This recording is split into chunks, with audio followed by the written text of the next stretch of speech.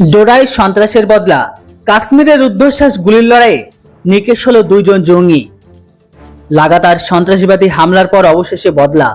জম্মু ও কাশ্মীরের ডোডায় রুদ্ধশ্বাস গুলির লড়াইয়ে সফলভাবে 72 পৌঁছে দিল দুজন পাখি শুয়োরকে। বুধবার সকালে এই খবর প্রকাশ্যে এসেছিল উপত্যকা পুলিশ বাহিনীর তরফ থেকে। তবে এই অঞ্চলে চলতি মাসে একাধিক হামলার পর এই ঘটনাকে বড় সাফল্য হিসেবে দেখছে নিরাপত্তা বাহিনী।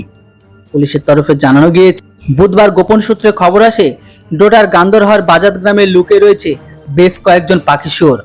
সেই মতো প্রস্তুতি নিয়ে গোটা গ্রামে ঘিরে ফেললে তল্লাশি অভিযান নামে সিআরপিএফ ও পুলিশ।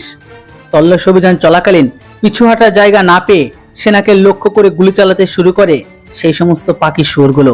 পাল্টা জবাব দেয় সেনাও। দীর্ঘক্ষণ দুই পক্ষের গুলির লড়াই চলার পর দুই জঙ্গির মৃত্যু হয়েছে বলে জানা গিয়েছে। তবে ওই এলাকায় আরো বেশ কয়েকজন জঙ্গি লুকিয়ে রয়েছে বলে অনুমান করা হচ্ছে, তাই এখনো সেখানে চলছে তল্লাশি অভিযান।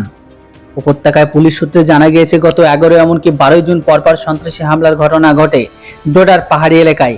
11 তারিখের এক চেকপোস্টে হামলা চলেছিল জঙ্গিরা, যার জেরে আহত হয় 6 নিরাপত্তারক্ষী। তার পরের দিন ফের জঙ্গি হামলা চলে গান্ধহ এলাকায়।